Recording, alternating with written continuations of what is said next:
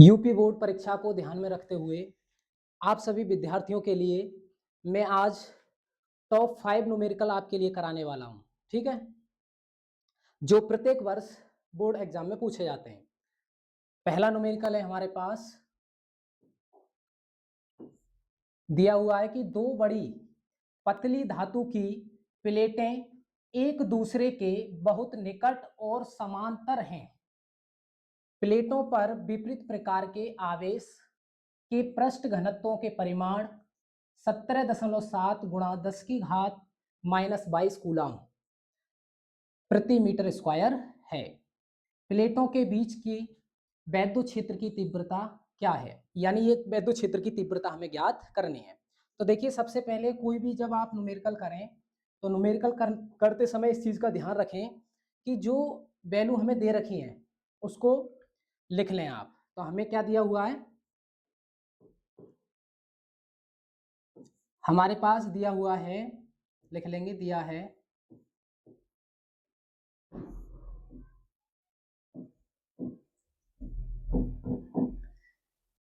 कि दो क्या है, धातु की प्लेटें हैं। ठीक है, इस तरीके से हमने ये धातु की दो प्लेटें बना ली। ठीक है, जो एक दूसरे के क्या है, समांतर हैं। ठीक, जो एक दूसरे के बहुत निकट और समांतर हैं। विपरीत प्रकार के आवेशों के पृष्ठ घनत्वों के प्रमाण, यानी इस पर विपरीत प्रकार के आवेश हैं। ठीक है, जैसे मान लीजिए इस पर प्लस का आवेश है और इधर माइनस का आवेश है। ठीक है, अब देखो निकालना क्या है हमें, वैद्युत क्षेत्र की तीव्रता। ठीक है, और कहाँ निकालनी है, प्लेटों के बीच, इस चीज का ध्यान रखेंगे। ठीक है, तो प्लेटों के बीच किसी बिंदु पर मान ली यहाँ पर आपको वैद्युत क्षेत्र की तीव्रता ज्ञात करनी है, तो उसके लिए क्या फॉर्मूला होता है, E बराबर सिग्मा बटे एप्सिलॉन नॉट। ठीक है, सिग्मा की जो वैल्यू है वो दे रखी है, कितनी है, 17.7 गुणा 10 की घात -22 कूलम।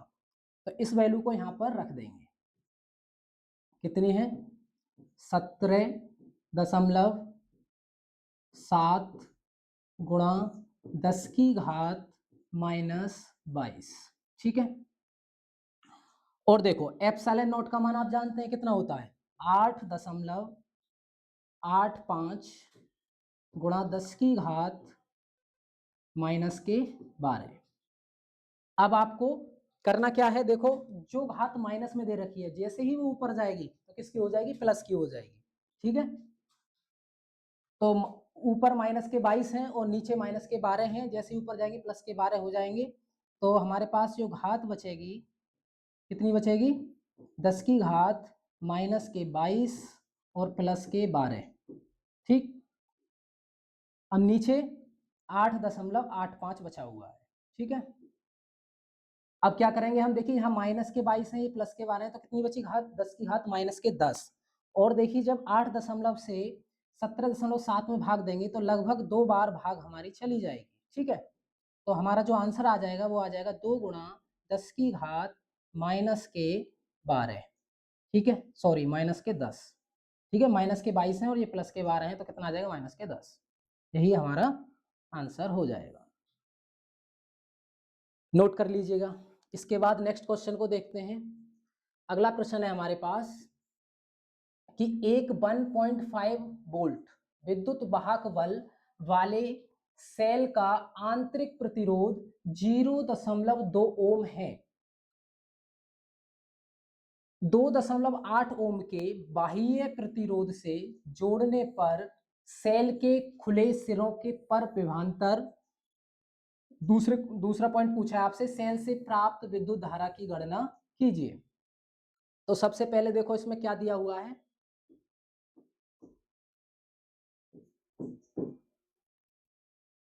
देखिए हमारे पास दिया हुआ है विद्युत वाहक बल बैटरी का, यानी 1.5 वोल्ट। तो हम इसे ई से प्रदर्शित करते हैं। ठीक है, इससे किससे प्रदर्शित करते हैं, ई से।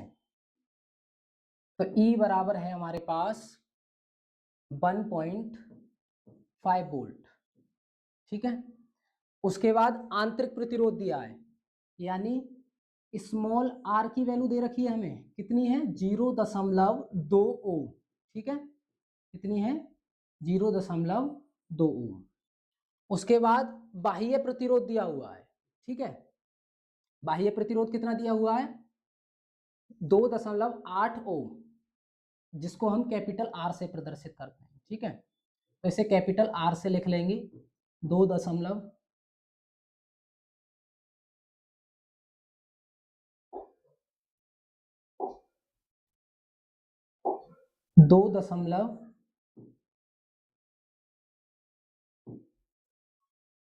एक मिनट,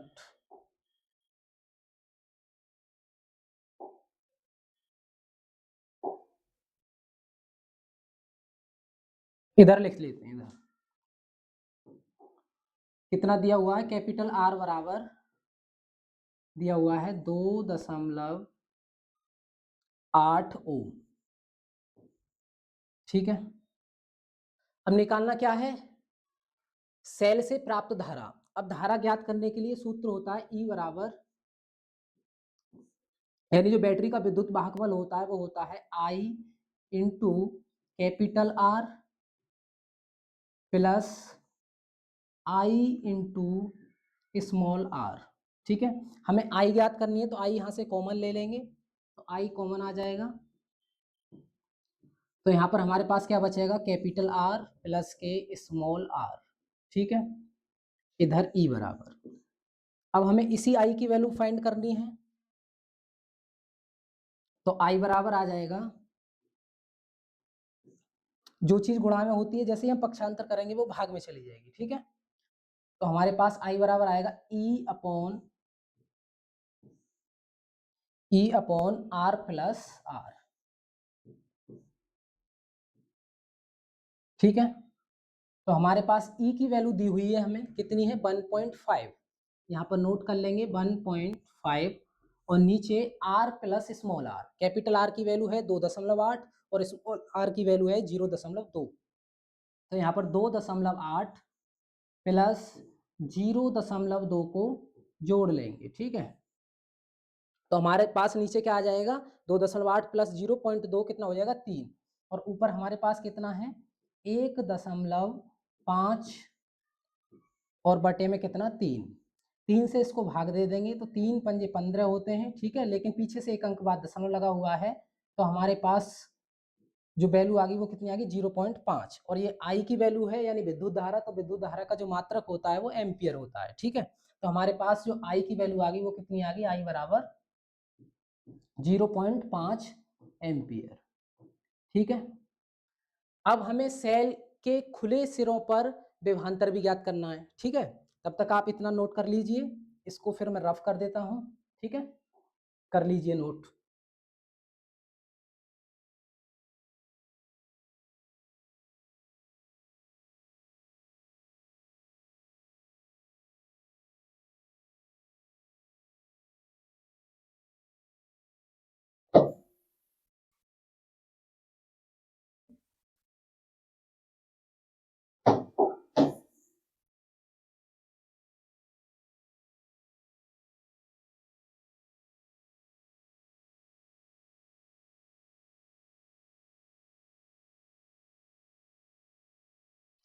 अब देखिए, सेल के खुले सिरों पर विभवांतर और ज्ञात करेंगे। ठीक है, विभवांतर किस प्रकार से ज्ञात करेंगे, देखिए ध्यान से, यानी हमें बी का मान निकालना। अभी मैंने आपको सूत्र बताया था E बराबर बी प्लस आई आर।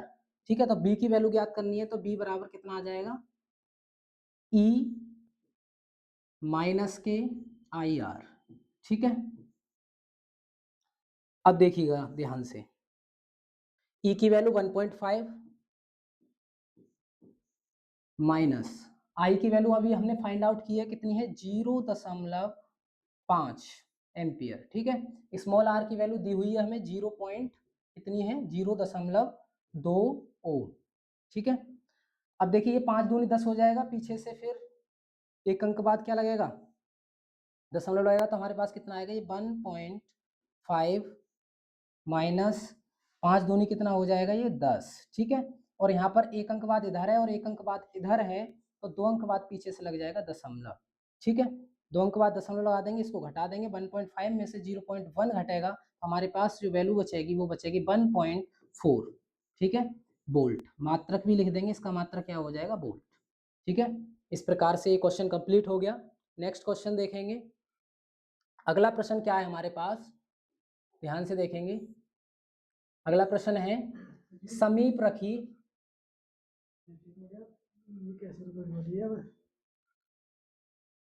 सही चल रहा है, वो हो जाता है ना बंद हो रहा है, हाँ कोई दिक्कत ना है, सही चल रहा है।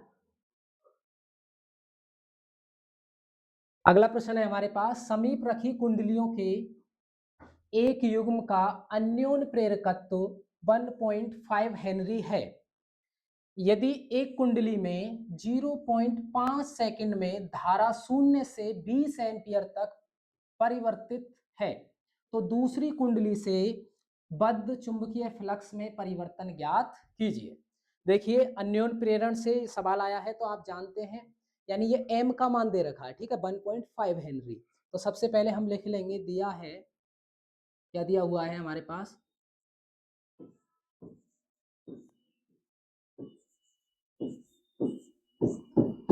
यानी m की वैल्यू दे रखी है हमें, कितनी है m की वैल्यू, 1.5 हेनरी, ठीक है। उसके बाद दिया हुआ कि एक कुंडली में 0.5 सेकंड में धारा 0 से 20 एम्पियर हो जाती है। तो एक तरीके से हमें समय अंतराल दिया हुआ है, यानी समय अंतराल यानी डेल्टा टी की वैल्यू दे रखी है, कितनी है, 0.5 सेकंड, ठीक है। उसके बाद धारा जो है 0 से 20 एम्पियर, यानी I1 और I2 का मान दे रखा है। तो I1 का मान कितना है, I1 का मान 0 है, ठीक है, और I2 का मान कितना है, I2 का जो मान है वो है 20 एम्पियर, ठीक है। उसके बाद दूसरी कुंडली से बद्ध चुंबकीय फ्लक्स ज्ञात करना है। तो चुंबकीय फ्लक्स को ज्ञात करने से पहले हमें क्या निकालना होगा, विद्युत वाहक बल ज्ञात करना होगा, ठीक है। अन्योन्य प्रेरकत्व जब पढ़ाया था तो उसमें समझाया था आपको, जो विद्युत वाहक बल होता है वो किसके बराबर होता है, m इंटू डेल्टा आई अपॉन डेल्टा टी। इस सूत्र से हम विद्युत वाहक बल की वैल्यू ज्ञात कर सकते हैं, ठीक है। m का मान कितना है, 1.5, यहाँ पर रखेंगे 1.5 गुणा डेल्टा आई, यानी धारा में परिवर्तन कितना हुआ, देखिए 0 से 20 एम्पियर तक, ठीक है। तो हम I2 में से I1 की वैल्यू घटा देंगे, यानी 20 में से 0 घटाएंगे तो कितना आएगा हमारे पास, 20 ही आएगा, ठीक है। और जो डेल्टा टी यानी समय अंतराल दे रखा है वो कितना है, 0.5, यहाँ पर 0.5 रख देंगे, दशमलव से दशमलव काट देंगे, ठीक है, 5 से इसको भाग दे देंगे, 5 तिया 15, और इस 20 की इस 3 से गुणा कर देंगे, तो 20 तिया कितना हो जाएगा, 60, ठीक। विद्युत वाहक बल है, मात्रक क्या होगा विद्युत वाहक बल का, वोल्ट, ठीक है। अब लेकिन हमें निकालना क्या है, दूसरी कुंडली से बद्ध चुंबकीय फ्लक्स, और चुंबकीय फ्लक्स को ज्ञात करने के लिए क्या बताया था फॉर्मूला, जो विद्युत वाहक बल होता है वो चुंबकीय फ्लक्स के यानी परिवर्तन की दर के बराबर होता है, यानी delta phi upon delta T, ठीक है। अब यहाँ से हम डेल्टा फाई की वैल्यू ज्ञात करेंगे, तो डेल्टा टी जो बटे में वो विद्युत वाहक बल के गुणा में चला जाएगा, और विद्युत वाहक बल का जो मान आया वो कितना आया, 60 वोल्ट, और डेल्टा टी का मान कितना है, 0.5। तो हम क्या करेंगे, डेल्टा फाई बराबर हमारे पास आ जाएगा, यानी ई का मान, और ई का मान कितना है हमारे पास, 60 वोल्ट, 60 गुणा डेल्टा टी का मान कितना है, 0.5 सेकेंड, ठीक है। जैसे ही 60 की हम 0.5 से गुणा करेंगे, यानी तो कितना आ जाएगा हमारे पास, 60 पंजे 300, और पीछे से एक अंक बाद दशमलव, यानी हमारे पास आंसर आ जाएगा 30, ठीक है। और चुंबकीय फ्लक्स का मात्रक लिख लेंगे हम वेबर, ठीक है। इस प्रकार ये क्वेश्चन आपका कंप्लीट हुआ। नेक्स्ट क्वेश्चन को देखेंगे। अगला प्रश्न है हमारे पास कि एक प्रकाश विद्युत पदार्थ का कार्यफलन, यानी कार्यफलन W का मान दे दिया हमारे पास, उस प्रकाश की तरंग दैर्घ्य ज्ञात कीजिए जिसके लिए सस्तब्ध विभव 2.5 वोल्ट है। अब देखो इस शब्द से घबराना नहीं है, एनसीईआरटी का शब्द है, इसका मतलब है निरोधी विभव, ठीक है। तो सबसे पहले जो दिया है वही लिख लेंगे, जो जो हमें वैल्यू दी हुई है, यानी कार्यफलन की वैल्यू दे रखी है हमें, कार्यफलन की वैल्यू कितनी है, यानी W बराबर दिया हुआ है 4 EV, ठीक है, 4.0 EV। उसके बाद निरोधी विभव, ठीक है, कितना है 2.5 वोल्ट, जिसको हम के मैक्स से प्रदर्शित करते हैं। ठीक है, के मैक्स कितना है 2.5 वोल्ट। ठीक है, अब देखिएगा ध्यान से, आइंस्टीन की समीकरण क्या होती है? आइंस्टीन की जो प्रकाश वैद्युत समीकरण थी क्या थी? E बराबर W प्लस के। ठीक है, ये समीकरण हमें क्या बताती है कि जब किसी धातु की सतह पर, ठीक है, प्रकाश डाला जाता है तो वो दो तरीके से व्यक्त हो जाती है उसकी ऊर्जा। एक तो कार्यफलन यानी उससे इलेक्ट्रॉन को निकालने के लिए, दूसरी उसको गतिज ऊर्जा प्रदान करने के लिए। ठीक है, तो हमें क्या ज्ञात करना है? हमें तरंग दैर्घ्य ज्ञात करनी है, किसकी? जो प्रकाश उस प्लेट पर डाला गया है। ठीक है, तो E बराबर हम क्या लिख सकते हैं? hc बटे लैम्डा। ठीक है, क्योंकि किसी भी प्रकाश की जो तरंग एनर्जी होगी वो कितनी होती है? E बराबर h न्यू फोटोन की ऊर्जा। तो न्यू बराबर क्या होता है? c बटे लैम्डा। तो वहां न्यू की वैल्यू रख दी है। W का मान कितना है? W का मान हमें दिया हुआ है 4 eV। ठीक है, इसको नोट कर लेंगे 4 eV। ठीक है, और इसकी जो वैल्यू है वो कितनी है? 2.5 विभव। ठीक है, तो ये हमारे पास 4 और 2.5 यानी 6.5 eV हो जाएगा। और h का मान यानी यहाँ पर क्या है? ये h प्लांक कांस्टेंट, जिसका मान कितना होता है? 6.64, ठीक है, गुणा 10 की घात माइनस के 34 और बटे में लैम्डा जो हमें ज्ञात करना है, और c का मान प्रकाश की चाल है जिसकी वैल्यू होती है 3 गुणा 10 की घात 8। ठीक है, और बटे में लैम्डा हमें ज्ञात करना है, और इधर 6.5 eV, 6.5 eV। ठीक है, अब जो EV है, ये जो मान है पूरा वो ऊर्जा में है, जूल में आएगा। अब इस EV को जूल में बदलने के लिए क्या करेंगे? हम 1.6 गुणा 10 की घात माइनस 19 से गुणा कर देंगे। ठीक है, तो यहाँ से हमें लैम्डा की वैल्यू, लैम्डा इधर ले जाएंगे तो ये वैल्यू इधर आ जाएगी भाग में नीचे। तो हमारे पास जो लैम्डा की वैल्यू बचेगी वो कितनी आएगी? ठीक है, तो आइए हमारे पास 6.64 गुणा 10 की घात माइनस के 34 गुणा 3 गुणा 10 की घात 8 बटे में 6.5 eV। अब इस EV को जूल में बदलने के लिए हम 1.6 गुणा 10 की घात माइनस 19 जूल से गुणा कर लेंगे। ठीक है, अब इसको भाग दे देंगे। ठीक है, भाग देने का तरीका क्या है? ये घात माइनस 19 है, जैसे ही ऊपर जाएगी तो प्लस के 19 हो जाएगी। ठीक है, ऊपर माइनस के 34 है और प्लस के 19, तो कितना बचेगा हमारे पास? यहाँ पर जो घात बचेगी वो माइनस के 15 बचेगी। ठीक है, और यहाँ पर प्लस के 8 है, तो यहाँ पर माइनस की कितनी बचेगी? माइनस के 7। ठीक है, और इन दोनों की यहाँ पर गुणा कर लेंगे आपस में। तो ऊपर लिखा हुआ है 6.64 और नीचे लिखा हुआ है, इसकी जब गुणा करेंगे तो 16 पंजे 80 और 16 छिंग 96। ठीक है, तो 96 में 0.8 जोड़ेंगे तो ये आ जाएगा 10.4। ठीक है, 10.4, और घात ऊपर जाएगी तो ये माइनस के 19 प्लस के 19 हो जाएगी। ठीक है, प्लस के 19 और 8 कितने हो जाएंगे? 27 हो गए। 27 हैं प्लस के और 34 हैं माइनस के, तो हमारे पास कितने बचेंगे? घात बचेगी 10 की घात माइनस के 7। ठीक है, अब इसको भाग देना है।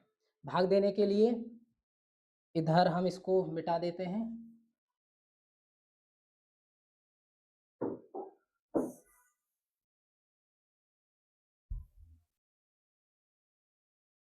देखिए, जैसे ही इसको भाग देंगे तो हमारे पास जो वैल्यू आएगी 6.64 को 10.4 से भाग देना है। 6.64 को 10.4 से भाग देना है। ठीक है, अब देखिए यहाँ से हम 0.2 अंक आगे ले जाएंगे। ठीक है, तो यहाँ भी हमें 2 अंक आगे ले जाना होगा। अब यहाँ पे दूसरा अंक है नहीं तो 0 मान लेंगे, तो ये हो जाएगा हमारे पास 664 और बटे में 1040। ठीक है, और हमारी घात कितनी थी? गुणा में 10 की घात माइनस 7। ठीक है, इसको भी लिख लेंगे 10 की घात माइनस के 7। ठीक है, तो हमारे पास अब 1040 से 664 में भाग नहीं दी जा सकती, तो हम क्या करेंगे? यहाँ पर एक जीरो ऊपर बढ़ा लेंगे और यहाँ पर घात माइनस की एक और माइनस कर देंगे इसमें से, तो हमारे पास ये घात हो जाएगी माइनस के 8 और यहाँ पर एक जीरो हम बढ़ा लेंगे। अब देखिए भाग ऐसे मानिए 6000 को 1000 से भाग दे रहा हूँ तो 6 बार भाग चली जाएगी, ठीक है। और 40 से जैसे ही हम भाग देंगे तो लगभग 6.8 बार ये भाग चली जाएगी, ठीक है। 6.8 गुणा, और ये यहाँ पर कितनी 10 की घात -8, ठीक है।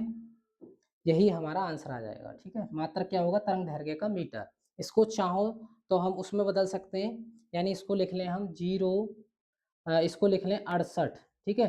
दशमलव एक अंक आगे बढ़ा दी तो 10 की घात क्या हो जाएगी, और एक घट जाएगा इसमें से, जैसे ये घटेगा तो ये -9 हो जाएगा, यानी 68 गुणा 10 की घात -9 भी लिख सकते हैं इसको, ठीक है। जिसको 10 की घात -9 को क्या लिखते हैं, नैनो, तो ये हमारे पास आ जाएगा 68 नैनोमीटर। यही इसका आंसर होगा, ठीक है। नेक्स्ट क्वेश्चन देखते हैं। अगला प्रश्न है हमारे पास,